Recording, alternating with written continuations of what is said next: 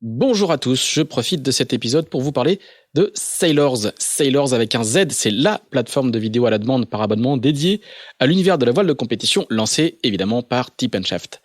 Avec Sailors, notre objectif est de proposer aux passionnés le meilleur de la voile de compétition en streaming sur une plateforme accessible depuis tous vos appareils, ordinateurs, téléphones ou tablettes. Au menu, des documentaires, des séries, des récits de courses, des portraits, des sagas, pour beaucoup disponibles uniquement sur Sailors. C'est le cas par exemple de Duel, le doc sur la bataille acharnée entre Pierre Quiroga et Xavier Macaire, acclamé par la critique, on peut le dire, lors du dernier Sailors Film Festival. Nous approchons la centaine de contenus disponibles sur la plateforme et Sailors propose chaque jeudi des nouveautés, le tout pour le tarif attractif de 5,99€ par mois ou de 60€ par an.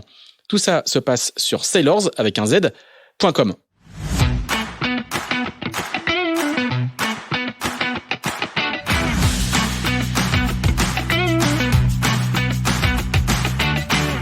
Bonjour, vous écoutez Pause Report, le podcast qui décrypte et analyse chaque semaine l'actualité de la voile de compétition.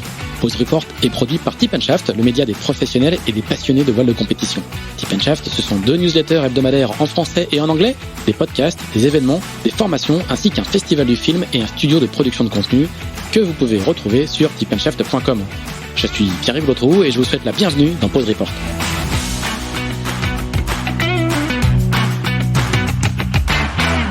Bonjour à tous et bienvenue dans ce 78e épisode de Pause Report, le podcast hebdomadaire de Tip & Shaft qui explique, décortique, décrypte et analyse l'actualité de la voile de compétition sous toutes ses coutures en compagnie des meilleurs experts. Nous sommes pour une fois le lundi 20 juin, il est bientôt 19h à 3 minutes près et nous allons parler de la Sardinia Cup qui s'est terminée dimanche avec 2 skippers qui ont participé et qui rentrent à peine tout juste de convoyage.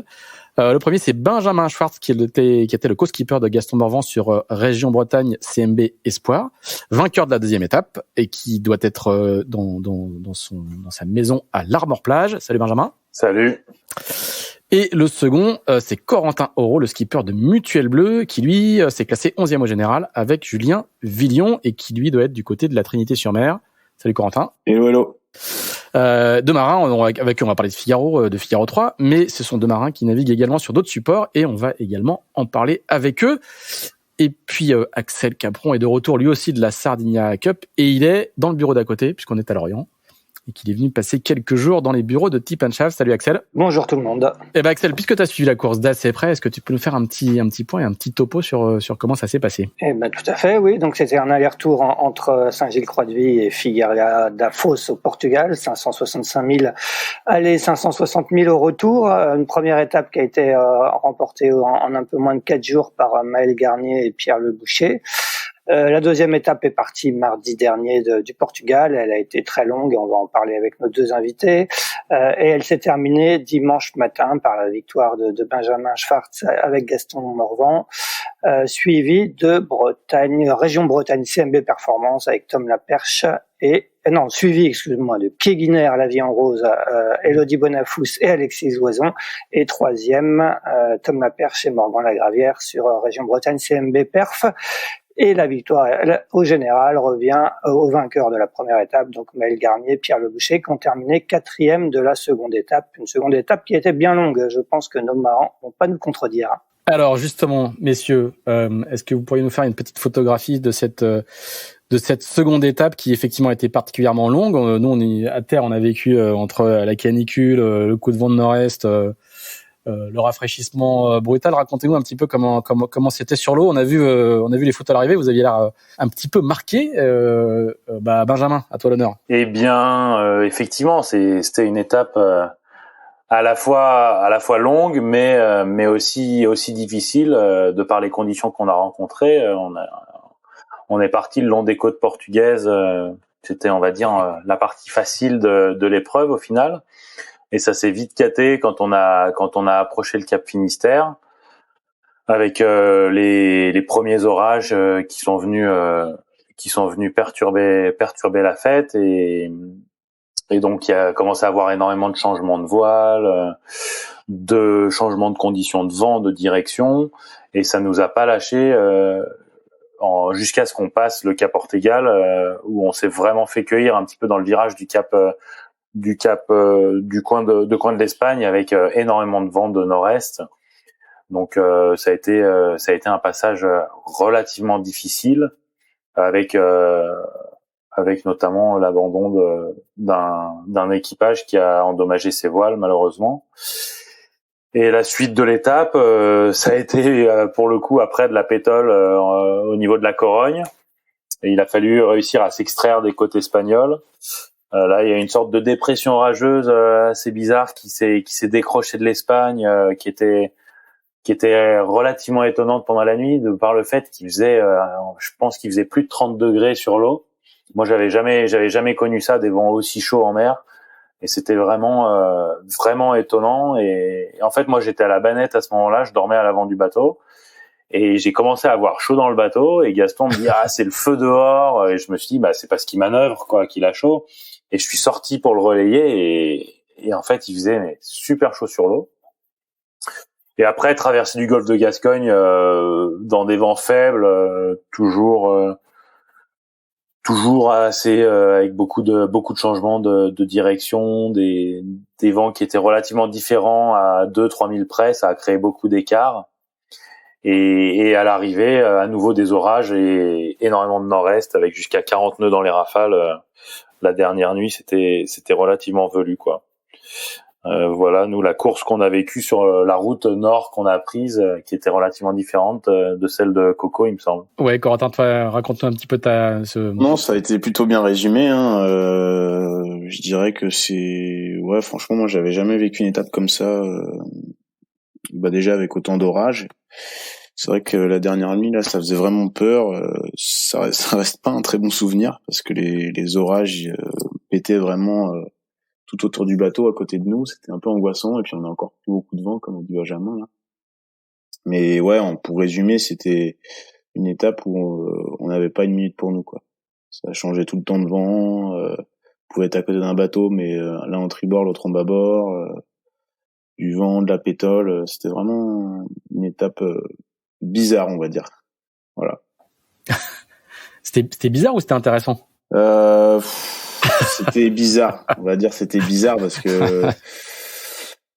que ouais, on savait pas où donner de la tête. La météo était très incertaine. On n'avait pas d'actualisation de fichiers. Très vite, nous, en ce qui nous concerne, on a perdu les bateaux à côté. Donc voilà.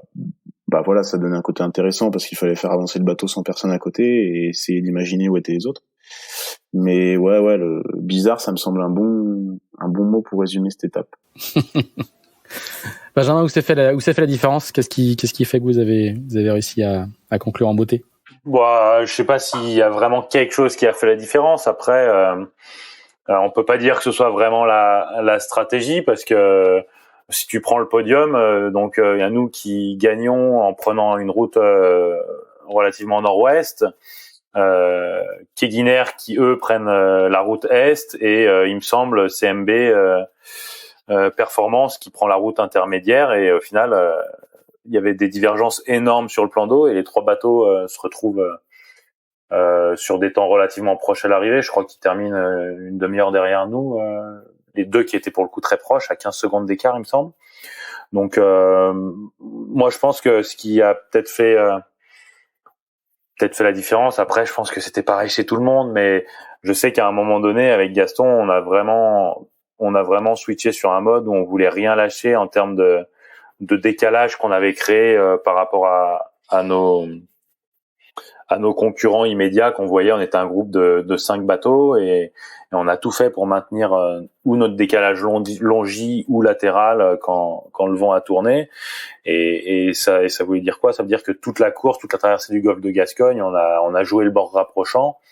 Et quand le vent est devenu un peu oscillant et orageux sur la deuxième partie du golfe de Gascogne, on va dire, on s'est vraiment donné à changer de voile dès qu'il fallait pour maintenir vraiment la trajectoire plus proche de la route.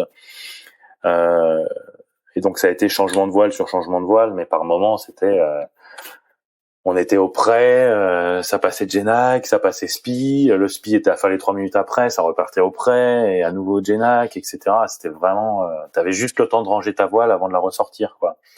Et c'était vraiment usant, mais pour le coup, je pense que je pense que c'est un petit peu ça qui a payé aussi, le curseur, le niveau que tu mets à essayer de maintenir la performance du bateau sur la route, quoi. Voilà. Ouais, donc il y avait assez peu de stratégie à part faire en permanence le bord rapprochant, quoi.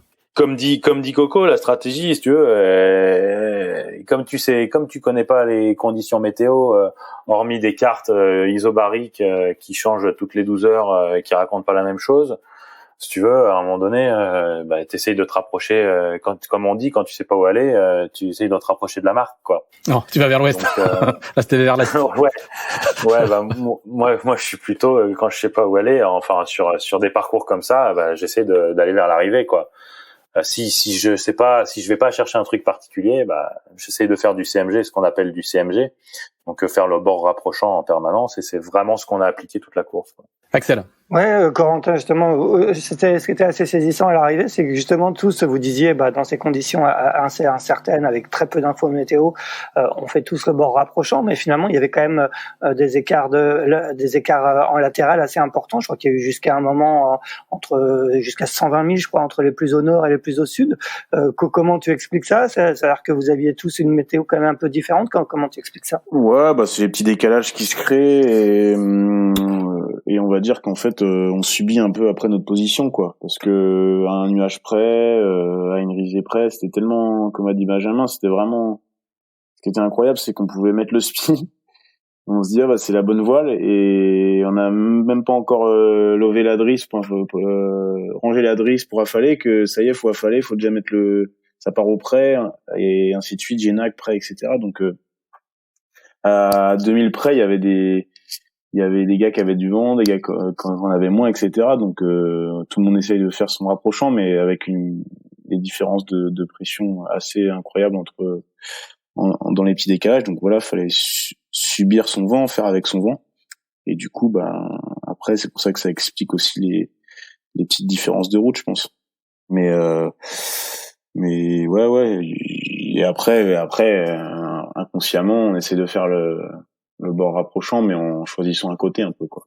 Et quand on regarde le replay, c'est un peu ce qui s'est passé, en fait. Le groupe du Nord, le groupe du milieu, et puis le groupe du Sud. Et après, quand on voit plus personne et que on a quand même 2-3 bateaux à la Yes, on essaye de pas trop s'en écarter, quand même. Voilà, ça fait des petites références, et voilà, ça crée des groupes comme ça, je pense. Et quel est du coup, est-ce que le résultat est conforme à ce que tu attendais, en tout cas sur cette étape? Vous avez été souvent dans des options assez différentes des autres, notamment je crois après le Cap Finistère, oui, après dans le Golfe également. Est-ce que c'était un peu ton envie aussi d'aller pousser des options? Ouais, je pense que on a pris plus de risques que les autres. Je pense que c'était pas ce qu'il fallait faire, surtout sur une course comme ça, et en plus avec le recul, on a plutôt la bonne vitesse, on est capable de rivaliser avec les bateaux de devant en vitesse. Mais voilà, on avait décidé avec Julien d'attaquer, et c'est sûr que sur les 2 étapes, ça a jamais trop été en notre faveur. Mais ouais, avec le recul, ça aurait mérité de rester un petit peu plus dans le bus, comme on dit, quoi, et d'attendre vraiment l'opportunité pour faire le petit coup gagnant quand on en est sûr. Mais voilà, ça fait partie du jeu. Cette année, j'ai envie de jouer, entre guillemets, pour essayer d'aller chercher les belles places, les plus belles places. Et quand on regarde le Figaro, les 3 derniers Figaro, c'est plutôt des joueurs qui se sont imposés. Donc voilà, essayer de commencer à faire ses coups. Alors là, c'est vrai qu'on a été un petit peu trop agressif, on va dire. Mais au moins on a appris, et puis la prochaine fois, je mesurerai un petit peu plus le risque grâce à cette sardinière. Et toi, Benjamin, l'objectif, est-ce qu'il est atteint avec Gaston? Vous aviez un objectif de résultat, de performance en particulier sur cet aller-retour? On n'avait pas fixé d'objectif de résultat particulier sur la régate. Alors c'est sûr qu'on voulait finir bien placé. La première étape, elle a été compliquée pour nous parce que la deuxième nuit, on a perdu notre aérien, donc on n'avait plus d'info-vent sur toute la première étape. Et la dernière nuit, quand on était au Portenfort, le long des côtes des côtes portugaises, il y a notre spi dans un bas de vague qui a explosé. Et du coup, on était troisième, je sais pas, 1005, 2000 devant la Massif, et ben on avait plus 2-2 et on a fini sous petit spi. On a terminé 11e de l'étape. C'était très frustrant parce qu'on s'était bien battu jusque là. Et par conséquent, pour pas dire du coup en permanence, on avait à cœur vraiment de bien faire sur cette deuxième étape. Après, vu les conditions qu'on a eues, c'était difficile d'avoir une stratégie définie, mais du coup, à nouveau, on s'est donné tout ce qu'on a pu sur cette étape, et on a eu le petit coup de chance qui allait bien à un moment donné dans le golfe de Gascogne où on vire, on fait un petit décalage par rapport à Pierre Leroy qui était avec Nils Palmieri et l'Irlandais Tom Dolan qui était légèrement devant nous dans notre axe, et on fait un petit recalage légèrement dans l'est, mais quoi, on a fait 1000, 1005, on revire devant Maël Garnier et Pierre Le Boucher, et au final, nous, on a pris du lift et de la droite tout le reste de l'étape, alors que les deux autres bateaux qui étaient restés un peu dans l'ouest sont tombés dans de la gauche. Et au moment de virer, on approche de l'île d'Aix, les gars étaient 6000 derrière nous, 6-7000 derrière nous. Même plus que ça, je crois. Donc ça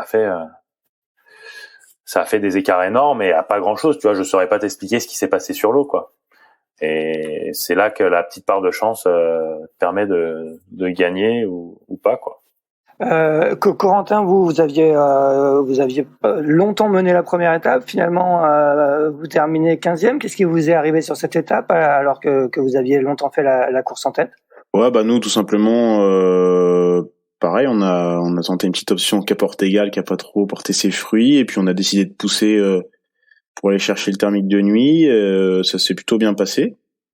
Et puis justement, on avait Benjamin et Alexis Caguiner là en ligne de mire au petit matin, donc on s'est dit c'est plutôt un super coup. On a continué d'avancer, et au final, le paquet du large est ressorti juste devant Benjamin, je crois. Ouais. Ouais, nous on était dedans à peu près, plutôt devant. Il y a Pierre qui a réussi à se barrer alors qu'il était juste devant nous, et nous on ressort devant Performance, devant Massif. Et donc voilà, ça prouve que ça se joue encore une fois à pas grand-chose en Figaro. Et puis après, ça partait un peu par devant avec la pression. Plus on descendait, plus on avait du vent. Et nous, on avait un peu le couteau entre les dents derrière. On a bien attaqué au portant. On a commencé à doubler des bateaux. Et puis voilà, ce qui devait arriver est arrivé. Le spi a claqué une fois et il a explosé pareil comme Benjamin. Donc voilà, là, ça fait rangement de spi, on voit du petit spi, et là forcément les performances sont un petit peu moins bonnes. Et voilà, après il y a eu un petit resserrement de flotte en arrivant à Figueira, et du coup il y a des bateaux qu'on a profité pour grignoter quelques places à l'arrivée, mais nous on était justement on avait plus grand speed, donc on avait pris pas mal de retard, et on a pu faire qu'une étape de 15e. Mais voilà, ça fait partie du jeu. Faut essayer d'attaquer, mais sans casser le spi. Donc voilà. Après, on n'est pas les seuls. Je crois qu'il y a eu pas mal de speed cassés. Il y avait du vent. En plus, en double, on est plus lourd. On tire beaucoup sur les bateaux parce que les barreurs se relaient toutes les heures, et du coup, on pousse vraiment les bateaux à fond. Et voilà, on a eu aussi malheureusement une petite casse de spi. Et voilà, ça fait une 15e place à Figueira qui est ouais, c'est pas ce qu'on attendait. On avait fait un super début d'étape, on était motivés, ça se passait bien à bord, et voilà, mais encore une fois on a un petit peu trop attaqué. C'est le résumé de notre Sardinia. Sur cette Sardinia, comme sur pas mal de courses du circuit Figaro, même sur toutes les courses, vous aviez très peu d'infos météo. En plus, là, il y avait pas comme vous avez sur la solitaire de bulletin de météo de la direction de course, il y avait pas de classement ni position qui vous était donné. Est-ce que ça vous a plu de naviguer un peu comme ça sans du tout d'informations? Benjamin, je me souviens de t'avoir vu à l'arrivée de cette seconde étape. T'avais pas l'air emballé par ça. Bah effectivement. Après, moi c'est aussi j'ai peut-être un parti pris et mon boulot de navigateur sur certains bateaux qui fait ça, c'est qu'effectivement moi je trouve qu'on est enfin tu vois on est en 2022, les fichiers météo sont de plus en plus précis. C'est quand même des grandes étapes où tu traverses un golfe de Gascogne, tu vas au Portugal, c'est des étapes qui sont longues avec une météo qui était relativement incertaine au moment du départ et moi je trouve que ça apporte un côté on va dire un peu aléatoire qui est pas forcément bénéfique sur l'eau et qui enlève un attrait enfin qui enlève une partie de la stratégie météo que je trouve intéressante. Donc c'est pour ça que à mon sens sur une course comme ça et j'ai envie de dire même d'une manière générale sur le circuit Figaro, mettre un serveur météo à disposition des coureurs avec des fichiers GRIB qu'on puisse actualiser les conditions sur l'eau et pas uniquement un bulletin météo consult qui sert pas au final à grand chose en termes de stratégie fine. Ça serait bénéfique et ça augmenterait le niveau au niveau météorologique à mon avis. Mais après et encore plus sur des étapes où il y a des Trans-Gascogne comme ça quoi. Moi je pense que je suis un pro data quoi. Voilà, après il y en a qui trouvent qu'il y a un charme à ne pas avoir ces données et pour la question des classements, bah c'est sûr que naviguer à l'aveugle on n'a pas l'habitude non plus, oui. Corentin, ton avis sur la question? Ouais, bah moi je suis un peu d'accord avec Benjamin sur une course comme ça, sur une Trans-Gascogne, surtout que la situation avec les orages et tout, bah déjà pour la sécurité, ça aurait pu être assez dangereux. Il y avait quand même pas mal d'équipages bisu. Donc oui, c'est sûr que mettre en place, c'est maintenant avec ce qui se fait sur les gros bateaux, c'est assez facile de mettre en place un serveur contrôlé par le directeur de course où il place un fichier, ne serait-ce qu'un petit JFS une fois par jour pour actualiser, ça pourrait se faire assez bien. Mais en fait là aussi, là où je suis pas d'accord avec Benjamin, c'est qu'on se rend compte que le petit bulletin météo consult, on est les premiers à dire du mal du bulletin pendant la solitaire. On se rend compte que quand on n'a rien du tout, et ben en fait, au moins ça nous place les centres d'action, ça nous donne quand même 2-3 infos quoi. Donc plutôt pour avoir l'ouverture des fichiers, mais quand même mine de rien, ne serait-ce qu'un petit bulletin, bah ça aurait été ça aurait pu déjà être pas mal. Alors je sais pas comment ça pourrait se mettre en place parce qu'il y avait pas de bateau accompagnateur, etc. Mais oui, c'est vrai qu'on était niveau météo, on était un petit peu perdu. En plus moi c'est pareil que Benjamin, j'avais Julien qui est plutôt un spécialiste de la navigation sur les gros bateaux, donc il était un peu bougon à vouloir ses fichiers et à vouloir un peu de ça manquait de biniste quoi. À vouloir un peu de grain de grain à moudre quoi dans le bateau, mais oui aussi comme tu dis, ça c'est un exercice à la ministre qui peut être aussi intéressant. Et d'ailleurs on a vu des ministres Basile et Brieux qu'on fait notamment Edenred là qu'on fait des super courses je trouve, parce que même si à la fin ça donne des résultats un peu mitigés, mais ils ont été dans le coup, ils faisaient leur coup, donc on voit qu'ils étaient à l'aise comme ça. Mais c'est partagé. Après c'est vrai que pour la sécurité on va dire que un petit fichier sur une course comme ça longue avec un Cap Finistère, on sait que le Cap Finistère voilà, enfin à chaque fois on se dit non, il va y avoir que 20 nœuds, tu parles à chaque fois on en prend 40. Donc voilà, faut pour la sécurité, pour la prochaine édition, ça pourrait peut-être être bien, quoi. Peut-être même pas tous les jours, mais une petite réactualisation, c'est à creuser, on va dire. Et vous avez aucun moyen de vous recaler en prenant, je sais pas, la météo des cargos, des pêcheurs que vous croisez, ou il y a pas de bulletin de radio dans le golfe? Si, on peut avoir des cartes, on peut avoir des bulletins, les Navtex et tout là, mais c'est pas les cartes météo, on les capte une fois sur 12 et puis c'est pas très précis, quoi. Mais voilà, aussi il y a de l'inégalité là-dessus parce que tout le monde ne capte pas bien sa carte, tout le monde n'a pas le même système de réception, donc ça fait un peu des disparités. Donc pour une course comme ça, je suis plutôt pour un petit fichier de temps en temps. Un service public de météo. Après, si j'ai bien compris, depuis la Terre, les fichiers qui ont été téléchargés, ça aidait pas forcément à comprendre ce qui se passait sur l'eau, parce que c'est ce que j'allais dire, ouais. Pas forcément juste, quoi. Oui. Je sais pas si ça servait à grand chose, vu comment c'était tordu. Ouais, bah si, ça aurait pu détendre mon navigateur à bord, déjà, ça aurait été bien. Voilà, parce que là, il était sur ses fichiers d'il y a 5 jours, bah oui, c'est normal. que ce soit pas la même chose. Benjamin, est-ce que tu peux nous parler un petit peu du phénomène Gaston Morvan, toi qui l'as vu de près pendant plusieurs jours là. Comment il est ce jeune héritier qui cartonne dès ses premières saisons? Eh bien, écoute, on se connaissait un petit peu parce que quand j'avais terminé le projet Dongfeng, j'avais fait un petit peu de Figaro 2 avec Horace. On avait fait notamment un tour des îles Britanniques au mois d'août après la Volvo Ocean Race, et Gaston avait convoyé un peu mon bateau, le bateau en question, et du coup on s'était un petit peu côtoyé par ce biais-là, et là donc il m'a proposé de faire cette régate, la Sardinia Cup cette année, et on n'avait pas navigué ensemble, on n'a pas eu le temps de beaucoup s'entraîner.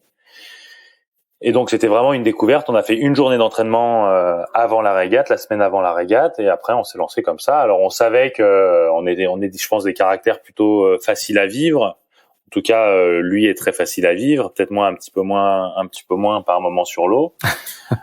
Mais effectivement, Gaston, il est impressionnant par plusieurs aspects. Le premier, je pense que moi, ce qui m'a impressionné, parce que je suis pas vraiment comme ça, c'est sa linéarité d'émotions à bord du bateau.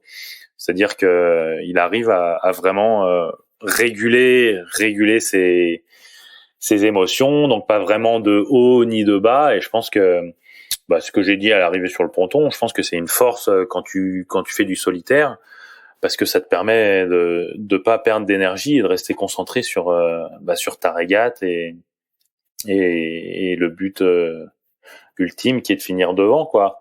Donc par cet aspect-là, je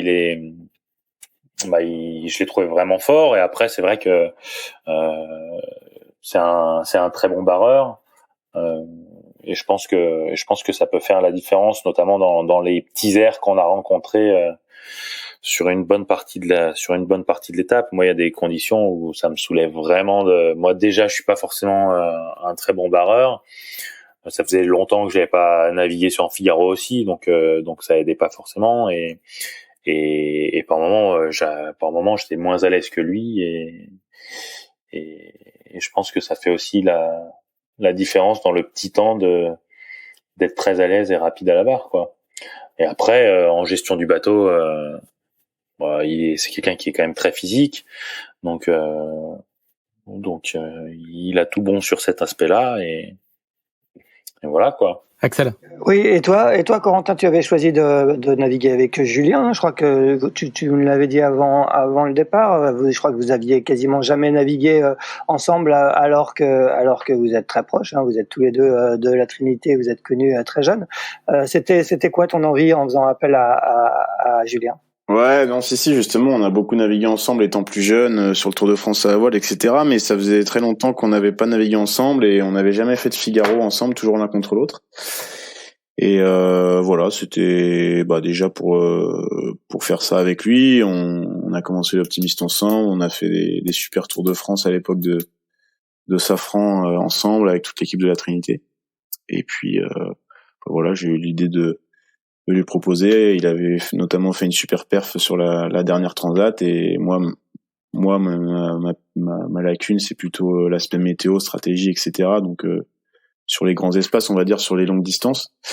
Donc lui, c'est plutôt son point fort. Donc je me disais qu'il allait m'apporter des choses et il m'a apporté plein de choses avec la gestion de l'adrénal, la météo, les cartes ISO, les cartes de front, toute cette aisance qu'il a avec ça. Là, j'ai été servi. C'est plutôt une bonne pioche. Et puis après, en termes de navigation pure, on a tellement navigué ensemble, sur le Tour de France que ça s'est vu sur notamment sur les départs, les deux petits parcours. Hein. Sur le Tour de France, on fonctionnait comme ça. Je barrais, lui il était à la tactique. Et en fait, à la fin du parcours au Portugal, on s'est dit en fait, on a fait comme on osait sur le Tour avant, et chacun se faisant confiance mutuellement. Et à chaque fois, on a passé de petites bouées en tête. Donc c'était la petite anecdote, c'était marrant. Mais oui, je pense qu'après, en fonctionnement au large, on aurait peut-être dû faire différemment, parce que on n'a pas, sur les rôles, ça restera entre nous, mais on s'est pas bien passé les rôles, mais voilà, ça donne envie en tout cas de refaire une course avec lui, et en la préparant peut-être un petit peu mieux, parce que comme Benjamin et Gaston, on n'avait pas trop navigué ensemble, on avait fait juste un convoyage de 2 jours ensemble. Ça fait un peu maigre, ça fait un petit peu maigre pour préparer ça. Mais non, je suis très content d'avoir fait ça avec lui, et oui, on se dit que, par exemple, un Tour de Bretagne l'année prochaine, ça pourrait être l'occasion de remettre le couvert et de se venger entre guillemets. On rappelle effectivement qu'il a gagné la Transat en double Concarneau-Saint-Barth l'année dernière avec Nils Palmieri. Un petit mot sur le vainqueur de cette Sardinia Cup, Maël Garnier, qui était donc associé à Pierre Le Boucher. Est-ce que c'est pour l'un comme pour l'autre? Est-ce que c'est une découverte? Est-ce que vous le connaissiez, et qu'est-ce que vous en pensez? On va continuer avec toi, Corentin. Maël, moi je le connais bien. J'avais fait notamment un petit coup de wasp avec lui. Là, on avait fait une traversée de la Manche en wasp il y a 2-3 ans. Je crois on avait tenté ça avec la Wasp Academy et Wasp France. Donc je le connaissais de là. Il y avait Pierre Le Boucher notamment, qui était aussi dans l'histoire. Et après, je trouve qu'il est assez admirable. Il est jeune, il gère son projet lui-même. Ce qui est assez différent justement des projets massifs ou CMB par exemple, où moi je connais, je sais, j'ai pratiqué, donc on est vachement aidé, on a tout est drivé, alors que là lui il a tous ses sponsors à trouver, tous ses sponsors à gérer, sa com, etc. Donc ça lui rajoute une facette supplémentaire qui est assez prenante mentalement notamment. Donc ça, c'est un coup de chapeau qu'il faut lui tirer, parce que je sais pas quel âge il a 22 ans, non, 21 ans. 21 ans, ouais. Donc ça, c'est plutôt admirable. Et puis, il avait fait des bons petits coups pour l'instant, mais sans être vraiment consistant jusqu'au bout. Donc voilà, mais il progresse, sa 2e année. Et puis après, l'apport de Pierre, il est indéniablement énorme, parce que Pierre, il fait partie des têtes de série en Figaro 3. Il a fait tous les solitaires, je crois, il me semble, depuis l'arrivée de Figaro 3. Il a gagné l'étape de la dernière solitaire. Ouais. Il a gagné l'étape. Si on prend tous ses résultats dernièrement, après cette étape, il a gagné le Nostra Tour de... Je sais pas exactement comment il s'appelle. Ah oui, Nostro Rosa Tour. Ouais. Voilà, il a gagné ça. Voilà, il arrive à maturité en Figaro 3, et voilà, il avait ce rôle de grand frère, d'accompagnateur, et il l'a super bien fait, quoi, et ça a donné un super beau résultat. Moi, je suis content pour eux. Et puis ça fait avec Maël une nouvelle tête, une victoire à 21 ans sur le circuit. C'est pas tout le monde qui est capable de faire ça. Mais en tout cas, ça prouve encore que, comme tu disais tout à l'heure, la jeunesse en Figaro 3 a le pouvoir, avec les Gaston, les Tom Laperche, Guillaume Pirouel aussi, qui fait des super résultats. Donc non, c'est top. On voit des nouvelles têtes, et ça met un petit vent de fraîcheur. Ouais. On a vraiment l'impression qu'il y a un renouvellement de génération en ce moment sur la classe Figaro. Ouais, il y a un renouvellement de génération, mais il faut pas oublier qu'il y a un Fred Dutt qui revient cet été. Voilà, ça fait un vrai melting pot entre tout le monde, Et c'est ce qu'on vient chercher en Figaro. Il y a toujours un niveau de fou. À chaque fois, on dit ouais, mais cette année il y a pas un tel. Oui, mais sauf que il y a les petits jeunes qui poussent et c'est même encore plus dur. Donc voilà, il y a un beau renouvellement et c'est top. Et bravo à Maël et Pierre qu'on fait 2 courses remarquables. Est-ce que tu as vu des choses là sur l'eau en termes de niveau et de perf de tes adversaires qui te permettent de prendre des repères pour la solitaire? Les gros bras sont bien au rendez-vous. Il y a des gens qui t'ont surpris. Est-ce que tu as vu des choses? Non, c'est comme le début de saison, hein. Je sais qui vont être mes adversaires. Voilà, je sais à peu près avec qui on se bat, qui est un danger. Je sais à peu près aussi, j'ai pas mal bossé là-dessus pour identifier les points forts de certains, les points faibles d'autres. Donc ça, je pense que c'est important de bien connaître ses adversaires pour savoir justement s'il faut appuyer ou si l'autre a en confiance à côté. Donc voilà. Après, le double, c'est un peu différent. Ça aura pour certains l'effet de leur avoir redonné confiance. Je pense notamment à Elodie qui a fait un début de saison en 2015, moi j'ai navigué avec elle et je pense qu'elle était vraiment en dessous de son niveau. Là, le fait d'avoir navigué avec Alexis, ça la replace, ça la remet en confiance et c'est ça. Je pense que ça va être que bénéfique pour la suite de sa saison. Et puis après, les Maël Garnier, ils ont dû apprendre beaucoup de choses. Il y a des équipages comme ça. Violette aussi qui a fait une super course avec Julien Pulvé. Violette, c'est Violette d'Orange. Ouais, pardon. Violette d'Orange, Julien Pulvé qui avait fait une solitaire en bisu, je crois, il me semble, qu'il avait fait un super résultat avec Vendée, je crois. Et donc voilà, qui prouve que c'est un très bon navigant.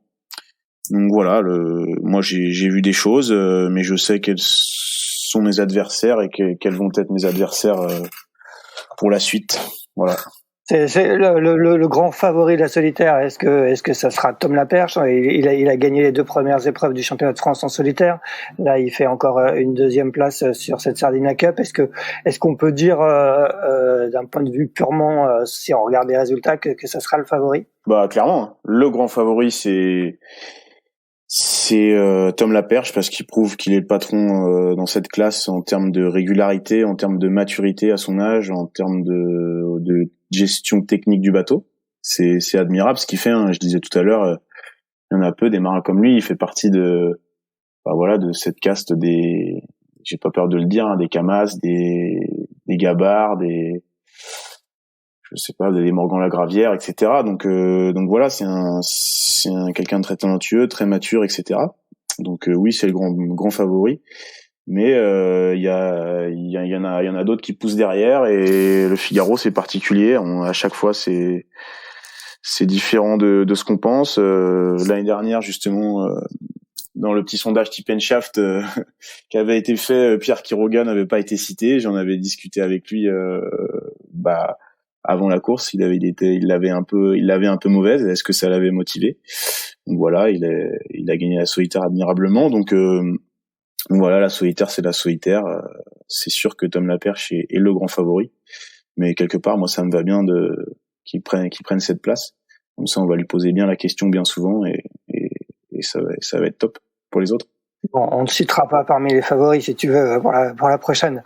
Non, après c'était un questionnaire avec toutes les paires. C'était assez marrant d'ailleurs de voir que Pierre n'avait pas été cité. Benjamin, toi tu revenais du coup disputer cette Sardinia Cup avec Gaston Morvan. Qu'est-ce que tu viens rechercher toi quand tu retournes sur le circuit Figaro comme ça? Eh bien, la première chose, c'est que j'étais content de revenir sur le circuit, en particulier avec Gaston, parce que je trouve qu'il est, on va dire, il est relativement attachant. C'est un garçon qui est talentueux, qui est super gentil et ça me permettait un petit peu de lui renvoyer l'ascenseur après les services qu'il m'avait rendus sur mes débuts en Figaro 3, on va dire, Figaro 2, sur la fin du Figaro 2, cette année où on avait navigué en Figaro 2 hors circuit Figaro. Hein. Et donc j'étais très content de naviguer avec lui et de pouvoir lui apporter ce qu'il pensait que je lui apporterais, notamment sur la partie électronique et aussi navigation, un petit peu ce que venait chercher Coco avec Julien également.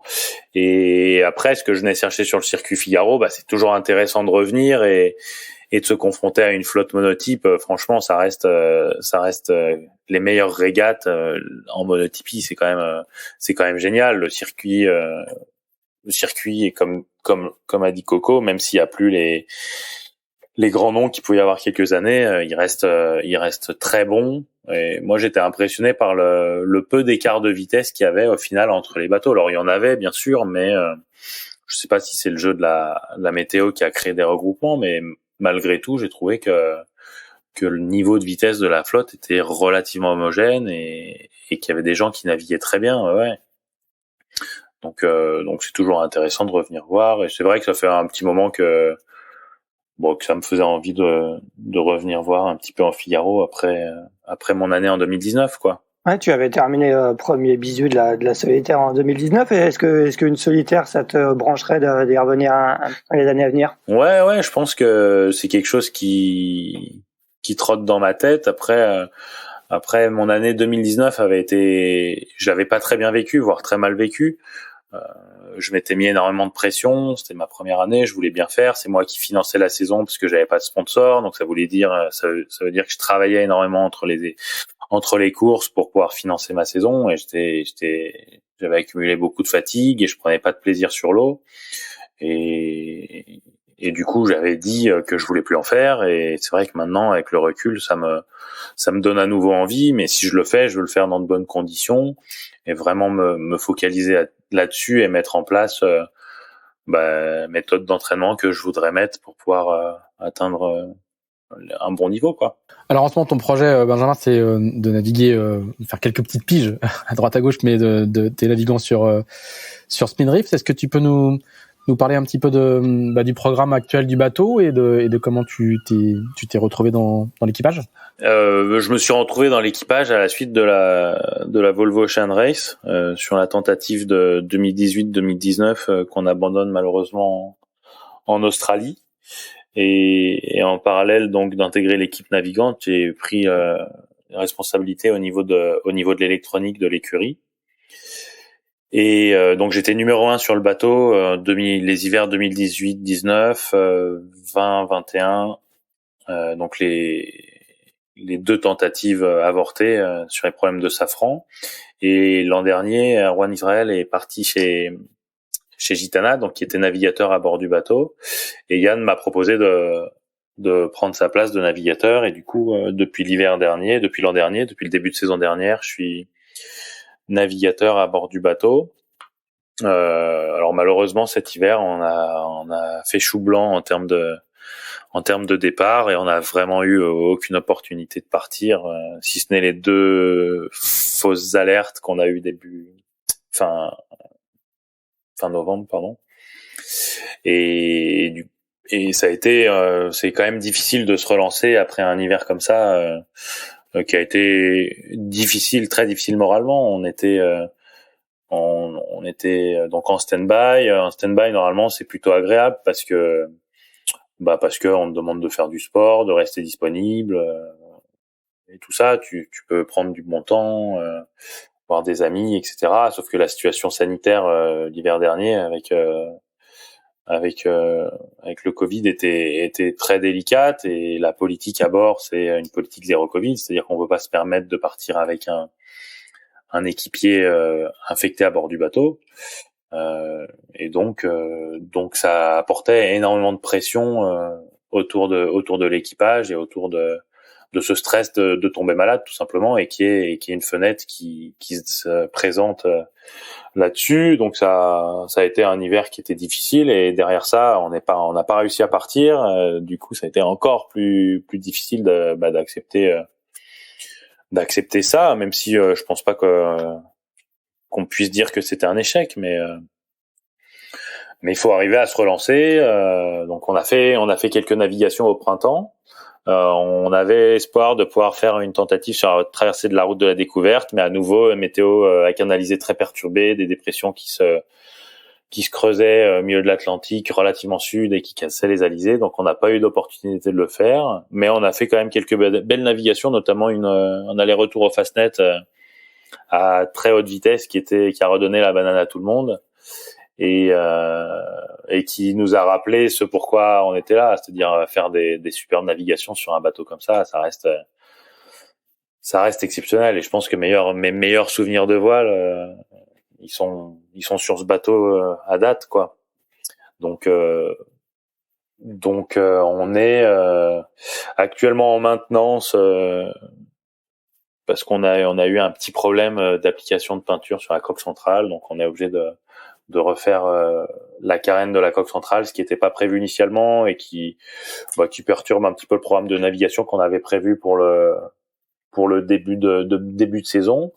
Mais néanmoins, on décale la période de maintenance qu'on devait faire plutôt cet été à maintenant, et ça veut dire qu'on remet à l'eau le bateau mi-août pour enchaîner la navigation à partir de mi-août jusqu'à fin septembre et se mettre à nouveau en stand-by pour un trophée Jules Verne au début de l'automne, quoi. Il y a eu pas mal, justement, vous avez un tout petit peu communiqué au moment de la montée sur le Fastnet, il y a pas mal de nouveaux dans l'équipage. Ouais, effectivement, on a Duncan qui ne reviendra pas cet hiver parce qu'il se consacre aux activités de la fondation de la famille. Et on a perdu, on va dire, on l'a pas vraiment perdu. On a Yann Jovin qui était numéro 1 à bord du bateau, qui s'est relancé sur un programme de préparation olympique en 49er et qui navigue à la tactique sur le TF35, et il peut pas coupler les 3 projets ensemble. Donc on a perdu 2 équipiers qu'il faut qu'on remplace. Donc effectivement, on a vu des nouvelles têtes sur le début des entraînements avec Pierre Le Boucher justement, et on a Christopher Pratt qui a fait un passage aussi à bord du bateau. Et la sélection est définitive ou il y a encore la sélection c'est pas moi qui décide si la sélection est définitive ou pas, mais en tout cas on a eu plusieurs équipiers à bord, et je pense que je peux pas m'avancer, mais je pense que en tout cas de ce que j'ai vu, de ce que je peux dire, c'est que Pierre est extrêmement motivé et volontaire sur le bateau, et Christopher il a un apport aussi sur les pilotes automatiques, notamment parce qu'ils sont équipés des mêmes pilotes que nous qu'ils ont sur Charal, qu'ils avaient sur Charal, puisqu'il est plus dans l'écurie Charal.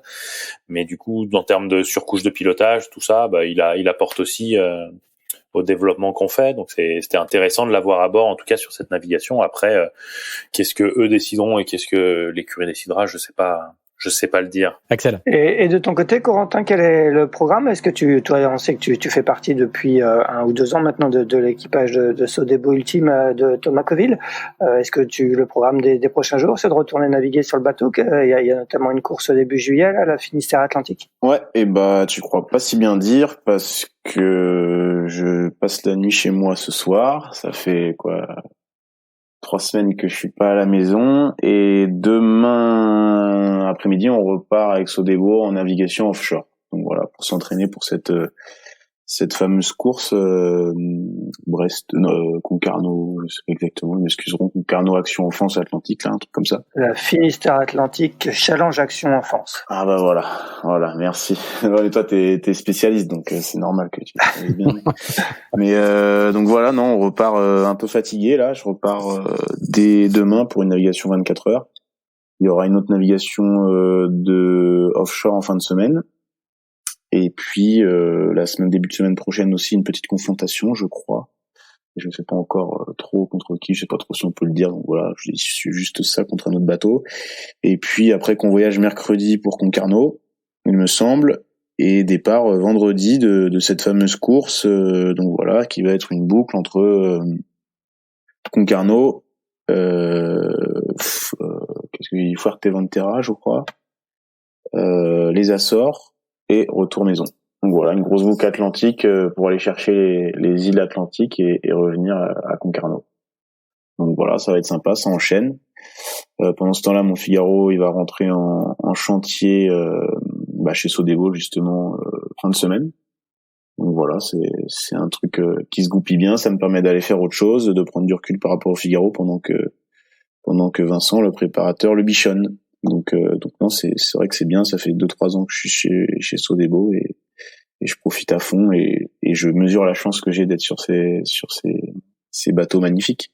Donc faut en profiter. En plus là, on a les nouveaux foils à tester sur Sodebo. J'ai pas encore eu la chance de naviguer avec cette nouvelle paire de foils. Donc c'est un peu d'impatience, mais dès demain, je vais pouvoir retourner sur la bête. Ouais, les nouveaux foils, c'est la principale modification sur le bateau cet hiver. Ouais, c'est les nouveaux foils et puis après il y a eu deux trois autres trucs, mais on va garder ça pour nous. Avec du coup une confrontation, ce sera la première confrontation des ultimes cette saison. Hein. Je crois il y aura 4 bateaux, c'est ça, Bank Pop, Actual et Gitana. Ouais, c'est ça. Ça fait un beau plateau. Donc non, on sait que pareil, on a un grand favori qui est Gitana, Actual qui progresse super bien parce qu'ils ont gagné la petite course qu'ils ont fait contre Sodebo et IDEC il y a un mois de ça. Et puis le dernier bateau, on a dit qui Bank Pop, voilà, il commence à bien connaître sa machine et de mieux en mieux, qui a fait un aller-retour à une petite transat pour tester tout ça. Donc non, ça va être bien de voir les forces en présence. On est à combien de temps? On doit être à moins de 6 mois de la route du Rhum maintenant, qui est l'objectif principal pour tous ces grands bateaux. Donc c'est bien de faire ça en équipage. On va pouvoir bien tirer sur les machines. Et voilà. Et puis en plus, il a commencé à faire plus chaud. C'est bien. Petite boucle atlantique en été, c'est sympa. Il y a un Jules Verne de prévu pour vous aussi après la route du Rhum de Thomas Coville? Je sais pas. C'est pas autorisé à dire en fait. Pardon. Ouais, voilà. Mais je te mets en porte-à-faux. Joker. Désolé. Du coup, on a compris. Ouais, tu en tires ce que tu veux, mais au moins je t'aurais pas donné de réponse. Exactement. Donc si la com de Sodebo nous écoute, il n'est pas coupable. Voilà, c'est nous. Comme quoi ils ont pas les questions avant. Non, c'est ça. C'est ça qui est bien d'ailleurs. C'est quoi, Corentin, ton programme d'ici le départ de la solitaire? Justement cette course-là avec Sodebo, petit chantier du Figaro pour que le bateau soit vraiment nickel au départ à Saint-Nazaire. Et juste avant la solitaire, il y aura une solo Concarneau pour tester mettre les voiles de course, tester le bateau. On s'est donné comme objectif avec Vincent, le préparateur, d'avoir un bateau configuration solitaire à la solo Concarneau. Et après, ça va être très court entre l'arrivée solo Concarneau et la solitaire. Il y a 1 semaine ou 8 jours entre l'arrivée de la Concarneau et la présence obligatoire à Saint-Nazaire. Donc là, ça va être pareil, ressortir le bateau, bichonner un peu, et puis pour moi, essayer de me reposer un maximum et arriver assez frais, parce que là, l'enchaînement de la Ulmer Cup et de la Sardinia plus Sodebo par-dessus, ça va taper un peu. Donc ça va être récup. Et puis optimiser tout ce qu'on peut pour être prêt et essayer d'aller chercher cette solitaire. C'est quoi ton objectif? Ce que je viens de te dire, essayer d'aller la chercher. Voilà, je m'en cache plus, j'ai 33 ans maintenant. Avant, j'aimais pas trop dire mes objectifs, mais voilà, si je suis revenu, c'est parce que mon rêve ultime, c'est de gagner la solitaire depuis que je suis tout petit. Donc voilà, j'ai cet objectif-là en tête, et je reviendrai jusqu'à ce que j'y arrive. Voilà, c'est dit. Benjamin, c'est quoi ton programme, toi, cet été? Eh bien, écoute, je pars mercredi à Porto Cervo pour le mondial ORC, que je cours sur un Caire 46. Et ensuite, je pars directement à Cascais pour naviguer sur le Volvo 65 Mirpuri pour faire une régate en Volvo 65. Et ensuite, un programme estival plutôt tranquille, à l'exception du Tour des îles Britanniques que je fais avec Medalia et Pipe Air, donc sur son bateau. Voilà, l'IMOCA de Pipe Air. Voilà, c'est ça. Et après, à partir de mi-août, dès le retour du Tour des îles Britanniques, on enchaîne les navigations avec Spindrift dès sa remise à l'eau. Donc on va dire à partir de mi-juillet jusqu'à mi-août plutôt calme, et après à nouveau un gros bloc de navigation. Et le stand-by est prévu à partir de quand? C'est encore à affiner, mais je pense entre le 15 octobre et 30 octobre, quoi. Moi, je vais proposer à Yann qu'on commence relativement tôt pour se mettre dans les meilleures conditions pour prendre un départ, si un départ à prendre relativement tôt. Voilà. Très bien. Eh ben, messieurs, merci bien. Merci de nous avoir raconté tous vos projets et d'avoir débriefé la Sardinia avec nous. On va laisser Corentin surtout récupérer parce qu'il va repartir sa seule nuit du mois de juin chez lui. Exactement. Mais merci en tout cas, c'est toujours un plaisir. Les Pause Report, c'est toujours top de débattre avec vous. Eh ben merci à toi, merci à tous ceux qui nous écoutent et merci aussi on a pas mal de coureurs qui nous ont écrit là sur la Vendée Arctique et qui nous écoutent des Pause Report et les Into the Wind sur le convoyage retour depuis l'Islande. Donc je sais pas si vous les emmenez aussi vous quand vous allez faire un petit peu de Figaro. Ouais, ça arrive, c'est toujours très intéressant. Effectivement, ouais. Parfait. Merci beaucoup et Axel, il est 20h, je crois que pour une fois que t'es là à l'heure du dîner, on va aller prendre l'apéro avant d'aller dîner. Ça te va ? Eh ben, ça me va très bien. Allez. Bon apéro, les gars. Merci, les gars. À bientôt. Salut. Salut. Ciao.